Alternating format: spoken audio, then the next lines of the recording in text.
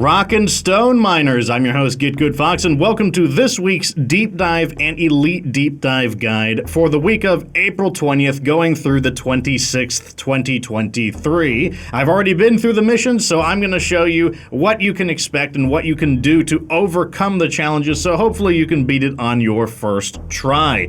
As a forewarning, these ones are a lot tougher than normal, especially the Elite Deep Dive, so if you're looking for something a little bit easier, then maybe a pass on this week, but if you want a real challenge, then this might be a good week for you. So what we're going to do is, first we'll talk about the deep dive, then the elite deep dive, then we'll conclude with my dwarf recommendations for either of the deep dives. And remember, of course, if you want to catch me playing live, where I do the deep dive and elite deep dive, catch me on Twitch at Get Good Fox. But let's go ahead and get started with the deep dive. So let's get right into it. Deep dives occurring in the Fungus Bog, already off to a fun start. Mission 1 is Hazard 3 difficulty. You'll be collecting 4 alien eggs and you'll be killing a dreadnought. It'll be the twins. Wouldn't be such a big deal if not for the mutator, which is Haunted Cave. Haunted Cave causes basically a ghost bulk detonator to spawn, which will chase you throughout the entire mission. It is immortal, meaning you cannot kill it, though it can be affected by slowdown effects. The way it works is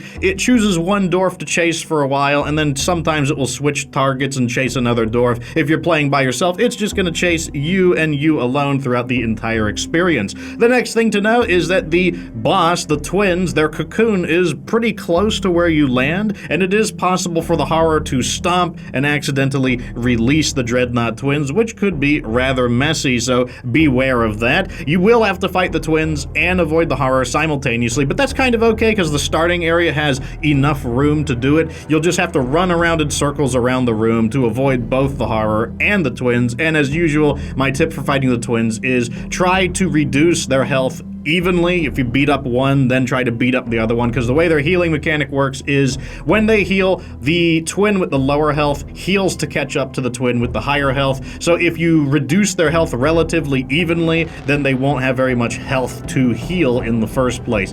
Do that though, and you should be fine. Let's move on to Mission 2. Difficulty is now raised to Hazard 3.5 for Mission 2, and your objectives are to refine liquid morkite and recover a black box. So this is on-site refinement, and if you've never done a black box before, it's basically like doing one part of the salvage ops ending where you gotta repair the device and stay inside the device's capture area until the bar fills up. It's the exact same thing as that. There aren't really any tricks here. If you brought a driller with you, it'll be a little bit faster because you can drill through the terrain and connect the pipes more easily. But other than that, there isn't really a lot to say about this mission. If you're worried about the black box, feel free to call in an ammo pod. You could just blast the enemies away. They shouldn't have the volume of numbers to really get on you, but you can use defensive tactics like a shield generator from a gunner, or turrets from an engineer, stuff like that, and you shouldn't have any trouble with the black box. Mission 3, the final part of the deep dive, has a difficulty of Hazard 3.5. Your objectives will be to collect 200 morkite and 2 alien eggs. One of them will trigger a swarm. There is a mutator in effect, though. It is warning lethal enemies. This doubles the damage of enemy melee attacks, but only melee, so not exploding attacks, stomping attacks, spitting attacks, just melee attacks. And overall, this should be a fairly honest, straightforward mission. Yes, the enemies do more damage. You can counter that by just grouping together. Don't go off on your own unless you're very confident, and you should be able to combine your firepower and just blast the enemies away, because even at Hazard 3.5, they don't have enough bodies to really get at you. As long as you are aware of the area and blast enemies away with concentrated fire, everyone staying together, they will not be able to gang up on you and actually use their lethal enemy effect to actually get something done. If you are worried about it though, if you're an engineer, having the lure grenade is a great way to get enemies off of you. If you're playing as a scout, pheromone grenades will cause the enemies to attack each other, and so you can turn that advantage for them into their own weakness. Oh boy, now it's time for the Elite Deep Dive. Gonna occur in the Salt Pits, which is a perfectly good map. I did warn everyone that this Elite Deep Dive is a bit spicier. It is the third mission that is the problem, so so I guess we get to start out relatively easy. Mission 1 has a difficulty of hazard 4.5. You'll be killing 2 dreadnoughts. Expect a Glyphid dreadnought and a Hive Guard. You'll also need to recover a black box. There is a mutator in effect, which is volatile guts. Most of the enemies you kill are going to explode on death, which normally is a good thing. Normally it works for you because it blows up other enemies and then they chain react to each other, but the explosions can also harm you, so try to keep the enemies out of melee range whenever possible so you don't suffer from the volatile guts. Overall though, my combat tips here is that this is a fairly ammo intensive mission. You might need to use 2 ammo pods. I was able to get away with 1, but I had to use a second ammo pod pretty much immediately in the next mission. One thing to know is that the black box is located in the same room as one of the dreadnoughts, so that is going to be probably the best place to plant one of your ammo pods because you're going to be doing a lot of work there. Let's start out talking about the bosses first. So Glyphid Dreadnought, main thing to know, it's super fast and its main attack, the stomp, will probably kill you in 1 hit. That said, after it stomps, it is vulnerable briefly, so you can try to intentionally lure a stomp out. You will want to either grappling hook or dash out of the way though to ensure that you don't get one-shot blasted by the stomp, or you can also just use anti-boss weapons that do not have to play by the armor rules, weapons that just do damage even if you don't hit the weak point. That would be stuff like a corrosive sludge cannon, the Colette wave cooker with the contagion transmitter upgrade. Both of those do damage over time and slow the boss down, which that's his main strength, is how fast he is. Another example is the shard diffractor, does damage even if you don't hit the weak point, and it slows them down. Do all of that though and you should be able to escape the boss relatively unscathed, but you will have to throw a lot of ammo at it. The next boss I'll talk about is the Hive Guard. The main thing about the Hive Guard is that he shoots fireballs, and the fireballs chunk the terrain away, and that can make you get caught on something, can make you fall through something, so be careful. Know that the Hive Guard shoots 1 fireball at a time when his allies are up, and 3 fireballs at a time when his allies are down, and when his health is vulnerable, he does the nasty crystal stomp that can also potentially just blow you up right like that. I'd recommend, once again, using anti-boss weapons. Same setup: corrosive sludge cannon, Colette wave cooker, contagion transmitter, shard diffractor. Just don't play by the boss's rules. Use weapons that hit it through its armor and do damage regardless. As far as the black box goes, this is, it shouldn't be too bad. It's only hazard 4.5, but at the same time, you wouldn't want to underestimate it. Probably a good idea to have at least 1 defensive-minded dwarf with you, you know, a gunner for the shield generators, or a engineer so you can put down turrets, lures, or proximity mines. Something to help you just kind of like, stay off of me, bugs, especially because you don't want them to get up in your face, blow you up with the volatile guts. And if you've got the long-range power, you can cause them to blow each other up through the volatile guts. Once again, though, this is probably the best place to call in the ammo pod because you're going to be there. You can get the ammo in between the attacks, plus the other bosses right there. So that is what I would do. Overall, though, not the worst mission. Onwards into mission 2, though. Difficulty's up to hazard 5. You're going to be collecting 200 Morkite and 2 alien eggs. One of them will generate a swarm. There's a mutator, in effect, lethal enemies. Enemies now do double damage in melee. Only melee, though, so no stomping, self-destructing, spitting attacks, just melee. However, you are in the salt pit, so there's going to be a really, really nasty tunnel fighting. They do have a very good chance of getting into melee with you.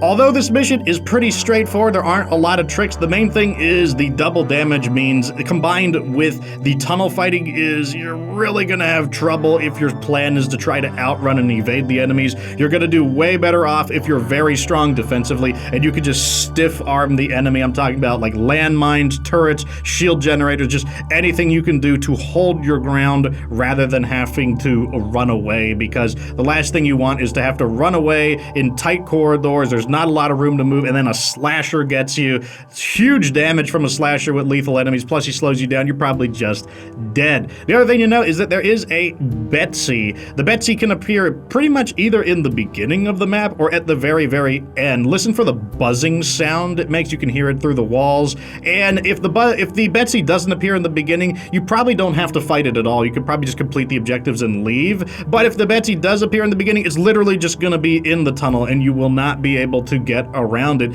In that case, though, you'll have to fight it. The biggest thing to know about Betsy is that the machine gun will vaporize you. So, like, don't try to exchange gunfire with it. You definitely want to do some cover shooting. The next thing is the Betsy's most vulnerable before it wakes up. So when you first start shooting it, hit it with everything you got. You should be able to knock off one of the charge suckers on it. After that, definitely use some cover. The shard diffractor on the engineer is pretty good against the Betsy, and once you repair it, keep in mind that it can kill you at friendly fire because the grenades that it shoots do not discriminate between bug or dwarf. Alright, get ready, miners. This is mission 3, the tough one. Hazard 5.5 difficulty, and this is more like being dropped right into a war zone. This is like being hot dropped into the enemy's headquarters and having to fight your way through it rather than feeling like a mining mission. It's actually kind of a cool mission. Objectives are to collect 7 quarks, so it is a point extraction mission. That means you are on a clock. You cannot waste time here. On a point extraction, the enemies can become unlimited, so you've got to finish the mission in a timely manner.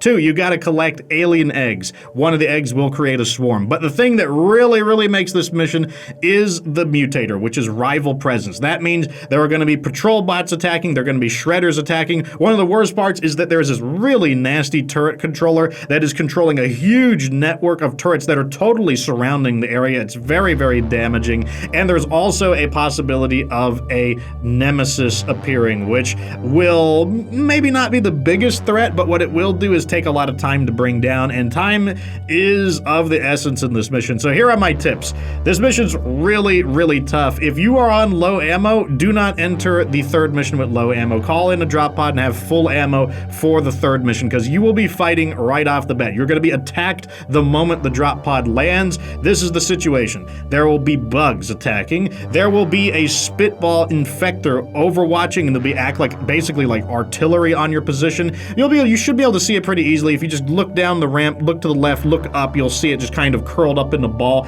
Take that thing out before it causes a problem. Now, once again, if you are looking down the ramp, if you look down and to the right, you will see a ledge.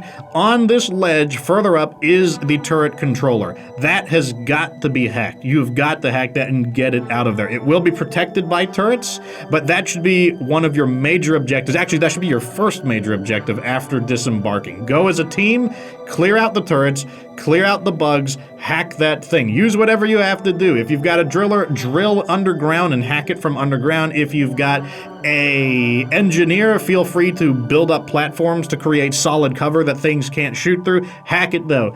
Get those turrets down as early as possible. Do not destroy all of the turrets manually. Clear the turrets you need to, because you're on a time limit. You can't afford to manually destroy every one of these turrets. Many of them are dangerous too. Sniper turrets are super dangerous. There's also these repulsion turrets that push you around. This level is basically a huge pit. The chances are good that you're going to get pushed into the pit if you do not first deactivate and destroy all these turrets by hacking the turret controller. Just do it. Trust me on this one. If a nemesis appears, the main thing you gotta do is just keep your ears open and listen for the sound it makes. It sounds like this robot dwarf talking. Just concentrate your fire on it. There isn't really a lot to do. The nemesis is in kind of a bad position here because the nemesis mainly excels in close confined areas. This area is just the opposite of that. So just combine your fire and take it out. Its main problem is that it's going to take time to destroy. Once you've secured the starting area though, make sure you're calling all of your ammo. Don't save the ammo. Just throw all of that nitra in there. After that though, focus on the objectives and getting out. And the way you do this is by teaming up and collecting the objectives as a group. Don't go lone wolf, go as a group, because the enemies will be absolutely relentless. You're going to be attacked like every 30 to 45 seconds, and if you are by yourself mining and you get attacked, you're probably going to get beat up because it's hazard 5.5, and then someone's going to have to revive you, and that will burn time. Go as a group, complete the objectives, combine your tools, use your platforms, your zip lines, grappling, use everything, complete them quickly but methodically. Don't lone wolf it. I highly advise against that. Also, keep in mind that the swarms can come back to back. If you pull an egg and it creates a swarm, nothing stops the game from just generating a normal swarm. So, get ready for lots of combat, get the stuff, hit the button, get out, and then pat yourself on the back. Anyways, let's conclude with my Dwarf MVP character classes for the Deep Dive and the Elite Deep Dive. Starting with Deep Dive, MVPs are Engineer and Scout. There's a lot of defensive stuff going on, and Engineer is so good at predictable enemies. Like, you pull an egg, you know a swarm is coming, you can just put down those defenses and you can just knock those bugs out because Engineer is so good when he is set up. You also get the awesome Shard Diffractor, great against bosses. Scout, on the other hand, it's going to let you evade that cave horror very easily in the first deep dive mission. You'll also be able to just locate the eggs, the Morkite, the pump jacks very quickly. Just lets the mission go really smoothly. You also can escape the lethal enemies because of your grappling hook. And if you get in trouble, you can disrupt enemies with the pheromone grenades, cause them to attack each other rather than you. Now, for the Elite Deep Dive, the MVPs are definitely Engineer and Gunner. So, Engineer is going to be great because you're going to have to take out some bosses. Shard Diffractor, really good here. The Shard Diffractor also has an upgrade that allows it to do heat effects, and if you fully burn a rival tech enemy, they will die, which is just an added bonus. You also have defensive things, like you're going to have to do the black box. You've got the nasty tunnel fights in the second mission in Elite Deep Dive, and the third mission is just crazy. There's enemies everywhere. You're going to need those turrets. You're going to need lures, landmines. All of that is going to be a really big deal. Plus, the Aquarks, some of the Aquarks are going to be on the roof. In fact, probably half of the Aquarks are on the roof of the objective, or on the roof of the ledges of each tier of the pit in the third Elite Deep Dive mission. So having a tool that lets you platform better is going to be a big deal. The other one that's going to make a difference is the Gunner. The Gunner could save the game. If someone is down, throw a shield on them and revive them. If people are running out of ammo, throw a shield on a pod and people can reload their ammo very easily. They can also heal themselves, because remember, the pickups in the pod also heal you. Could be the difference between life and death. You're going to be stuck in these ugly tunnel battles, and the Gunner is just going to be so good at just hosing them down, especially because you can't really run away. The Gunner's not about running away. The Gunner's about holding his ground. You also get the zip line, which is going to be very, very important in the third mission of the Elite Deep Dive, because some of the Aquarks are going to be a pain. Just fire a zip line up there and someone can get it. If you've also got a Engineer, you could put a platform underneath the zip line, and that's going to make it way, way easier.